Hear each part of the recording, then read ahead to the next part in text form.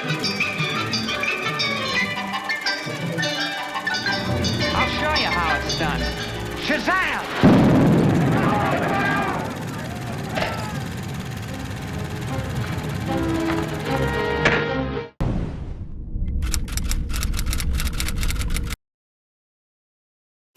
Hey guys, how you doing? It's me, Goku.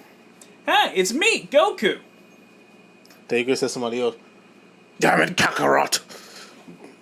I mean, by what we're saying, and if you are a Dragon Ball Z fan, you know, I'm a Dragon Ball fan, you know we are covering the new Dragon Ball movie, the Dragon Ball Super Hero. Bruno, like movie title! Yeah, so, you know, this is, again, written by, I'm pretty sure Akira Toriyama wrote this. yeah, I mean, it said it in the opening sequence. Dragon Ball Superhero, it takes place, I assume, a couple years after the events of Broly, because, you know, in that movie, and when Super Show, you know, Goten was like 10 something, and they obviously, Goten and Trunks are obviously teens now. Pan is like, we haven't seen Bull in this movie, but yeah, Pan is about 3 years old. Yeah, she's 3 in the movie. You know, she's like obviously baby in the Super, so I'm thinking like 3 years later. Yeah, like, I know some time happened between Pan's birth and the end of Super, so... But even then, at most, that's like, what, a year? At most? But, I mean, whatever. Let's just get into the movie. So, Superhero, basically, it's about the Red Ribbon Army. They're back again. Back again, pretty much as mafiosos. One is even named Carmine. I mean... Yeah. But, yeah, so they find Dr. Jirobe's, who created Cell, grandson... And he wants to be kind of like a super, even though he's like a mass murderer. He blew up a prisoner. That's like our introduction to him. But he wants to be a superhero. So the Red Ribbon Army kind of manipulates him by saying the Capsule Corp is evil and Vegeta's like the underboss and whatever else. Like you try to compare them to criminals. They try to paint a picture of them as what the Red Ribbon Army really is, when they're really that thing. But though it's interesting the way they do it, because a lot of people, because several people in that group, in the main character group, they have tried to destroy or control the planet before. True, Vegeta has done that. King Piccolo did that. Vegeta did that. King Piccolo. Like even then, like a lot of other Boo did that. Even then, a lot of other ones were. Well, not that version of Boo, but yeah. Well, still, like even like the original fat version of Boo, he fucked up some shit. And only seen Super a couple times, and I've seen like a little bit over half of the Dragon Ball original. But I know the arcs of Z, like I know what happens in Z, like I know the people they face in Z. But I haven't really watched Z, so I'm not as knowledgeable as Nick on this. If you watch the Dragon Ball reactions, you would probably know that. Even though I watch the Dragon Ball movies, I haven't seen Super yet, so. But yeah, now I love Super, because Lil Beerus and Wee's like my favorite characters. And Vegeta's awesome, you know what I mean? Goku's, you know, he's always a delight. Yeah, like this is probably, like, given everything you've seen, this is like your first big exposure to Piccolo as a character, really. Yeah. In terms of what he could really provide to the story. Yeah, I'm aware of him. Like, I'm aware of like how he split. Yeah, because like how he is in Super. Like he's pretty much just another in the show Super. He's pretty much just another talking head to say shit over the fights. Exactly. That's all he is in that show. Yeah. But here it's like him actually see, and I like it. Yeah, like just like in Dragon Ball and Z, he was like he was a main character in those. He's a main character here once again. Piccolo probably was the main character. He was the main. character. Goku and Vegeta was like a couple. Yeah. Maybe 3 scenes, like they were barely in the movie. They don't. I mean, the scenes were even great. Then, like, the scenes were pretty fucking great. Yeah. But even then, like I was under the impression it was supposed to be a Gohan movie, but it really wasn't. But it really isn't. It was a Piccolo movie. It was a Piccolo movie, and I'm cool with that. I mean, Gohan wasn't it, but it's like they didn't really emphasize Gohan enough, or really emphasize his, you know, his transformation. It kind of was like Gohan is gonna. I mean, basically Piccolo infiltrated the Red Ribbon Army, learned their plans to basically unleash Cell. What, Mega? Cell Max. Cell Max, whatever. Yeah, a whole new Cell. Because, of course, why wouldn't it be? God forbid we make a new villain that's interesting. No, let's just dredge up an old villain, make a new design based off the worst design he had, and just, like, get rid of any shred of personality he had. Yeah, let's make him a rage monster. Yeah, it's just boring. Boring. It's terrible. He's the worst villain. He's, like, one of the worst Dragon Ball villains. Yeah. I'd say. So that was the plan. But they do have Dr. Jiro's grandson did create 2 superhero androids, Yeah. Gamma 1 and 2. They were And not bad. They were okay. They were good. They was trying to do the right thing, but they obviously was under misguided tutelage. But yes, but King Piccolo infiltrated the Red Ribbon Army, learned their plans, and then took it as opportunity to manipulate Gohan into getting back into fighting shape, because he's kind of just, he pretty much is like a Silicon Valley kind of guy right now. He's locked in his house trying to design something, pretty good. He's more interested in Super Saiyans than Super Saiyans. Yes, yeah, and Super Saiyans, So he kind of used the opportunity. So the Red Ribbon's Army plan was to kidnap Pan, to leverage Gohan. So Piccolo let it happen, just so he'll have like the will to just go nuts and fight, and Gohan did that. Gohan easily fucking turned Super Saiyan and kicked a lot of ass and hit some weird new form where he kind of has Ultra Instinct hair but red eyes. New form clearly isn't that, but it is a major power up though. Yeah, it's clearly something like I'm wondering if it has something to do with his training with the Kais. Like maybe it's going Super Saiyan while in the Mystic Gohan state does that. I don't know. I'm just making a fucking guess. It was very vague. This is happening like that. No explanation. Yeah, that's it. I mean, Piccolo gets new form, but there's an explanation behind it. There's a huge explanation behind it. He goes to Shenron. Yeah, stupid name be damned. He gets it. Yeah, unlock my abilities. Unlock my hidden potential. And he came out of fucking fight like a demon. And he's orange. And he's orange and he's brolic.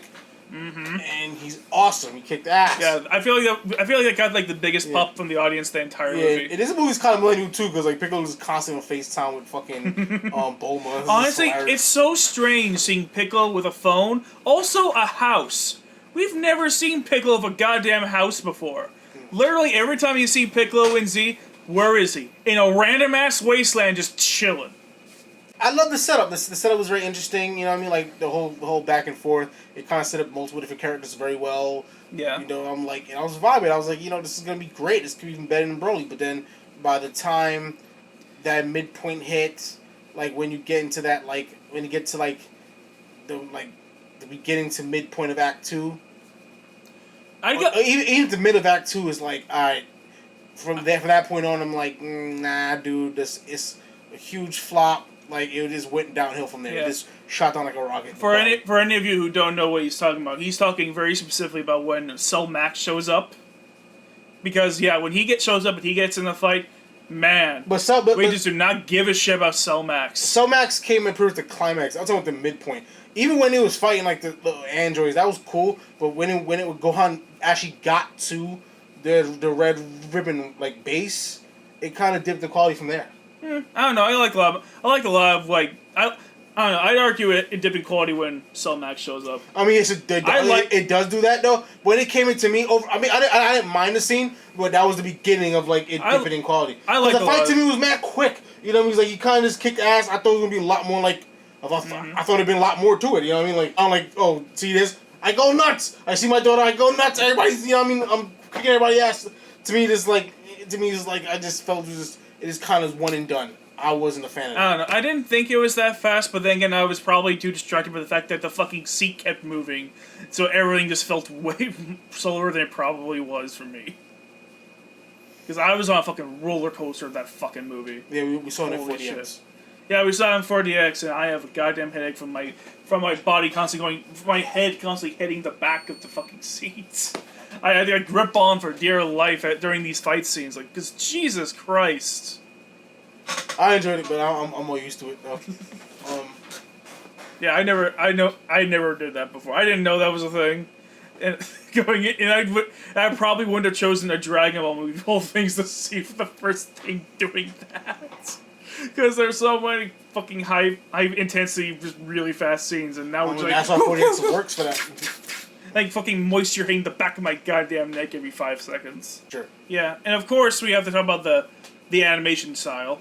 Yeah, they go 3D. I mean, I grew into it a little bit, but I always liked my Dragon Ball being what it was. Yeah, the thing is, like, it looks great sometimes, but it looks awful other times. Like, I feel like there's sometimes where every once in a while you'll get the characters the exact right angle where I'm like, yes, this looks great, and then they'll move slightly. I'm like, no, this looks like shit. And then, but yeah, this movie to me, okay, so overall score, we didn't give a score for the last movie. Oh yeah, you're right. But anyways, my score for this movie would be 62. Solid 62. Like, it did have a lot of good things. It had a lot of good character moments. Like Piccolo, he got a fair share. He got a fair share. You know what I mean? To do. And on top of that, he unlocked his latent abilities. So he finally gets a power up. So he actually could do more than just be a spectator. It's great to see Piccolo actually being relevant for the first time since the Cell arc. For real. Yeah. I'm going to give this movie the only appropriate score for this, a 69. Yeah. Yeah. Also, there were. I did notice that there were quite a few little Easter eggs there for Dragon Ball fans, so that did make me a little happy. So it would be a little higher than yours anyway. What? Like, well, the biggest one I noticed was they actually had a screenshot. They actually had like a little picture of Android 21 there, who was a character made for one of the video games. So it was really cool to actually see her in an actual canon Dragon Ball project. Cool. Yeah. Again, it's just like it's like a bunch of little things. Broly had a bunch of little things too, but as a Dragon Ball fan, I just eat up all that shit because I am the worst. Yeah, but one thing I will say, I did love like the Beerus scenes, of course, because they're like my favorite characters in the story. I love the Beerus scenes, like Beerus had a crush on Chilai. Yeah, you know, he was so horny for her. I loved it, and he seemed like Beerus really changed his character. He seemed a lot more nicer, a lot more welcoming. Oh yeah, well, of course. People. You know, of course, he down ice cream. You know, if you have Beerus, you know food is gonna be a thing. Mm-hmm. But I mean, that's part of why I love him. He just loves the simple things in life, man. Yeah. Some good food, some sleep, and he's chilling. Some entertainment. Yeah, I really hope all these characters come back for when the Super Anime comes back. Like this, because like just to have like Broly and his gang in that setting. If Broly and Chilai and all them are not in fucking Super, I'm gonna be pissed. Yeah, because like they just established that okay, we're just gonna have them here in Beerus's plan. I'm like, what? I would love to see more of that. I hope they're there. The movie's probably going to have that arc and probably show like how that happened, how that got to be. I fucking hope they don't. I really don't want the same bullshit that they did with fucking Battle of Gods Resurrection F again. Yeah, that was annoying. No. I mean, I think they learned their lesson because the fucking manga learned not to do that. So, they did it for Battle of Gods and realized, oh wait, people hate this shit. Let's just skip the other movies. Yeah. Continuation. It happened already, so let's just continue. Mm-hmm. Yeah, we don't need adaptation. If you want to do an adaptation, just make it its own thing. Don't make it part of the main book or the main story or the main anime. Sure. Doesn't need to be. And I always said like Dragon Ball should be spin off into so many different it's so much bigger than Goku. Like Universe 6 should have its own show. Hit could have something too. Who else? I mean, so much things to do. Future Trunks. Maybe little Goten could have his own little movie. Like, there's so much things you could do that's not involving Goku and the main characters. Like, such a big universe, you know what I mean? So much more to do. Yeah, and this movie is great proof of that concept because for sure.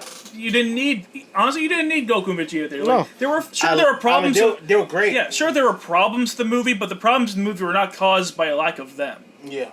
Like, that, from what they had, like, having Piccolo as a main protagonist was a great choice. It worked very well here. Loved it. Loved it. But saying that, what do you guys think? Do you love it, hate it? You know, like, are you happy to see these characters after a couple years of hiatus? Let us know what you think. Leave comments down below. Hit that notification bell for updates and to know when stuff is coming out. Give us a like, helps the algorithm, and just stay tuned for more content coming at you. You know, in hindsight, it is crazy fucked up that Gohan wanted to learn the special beam cannon of all moves. You know why is that fucked up? Because that's the move Piccolo used to kill his dad and uncle together. He used that to kill his dad and uncle? Why? Because Goku sacrificed himself to kill Raditz. Oh. And that's the move Piccolo used on both of them to kill them both at the same time. The special beam cannon. And that's the move Gohan wants to learn. I mean, he's obviously powerful. See you later, folks. Later, guys. Peace. Peace.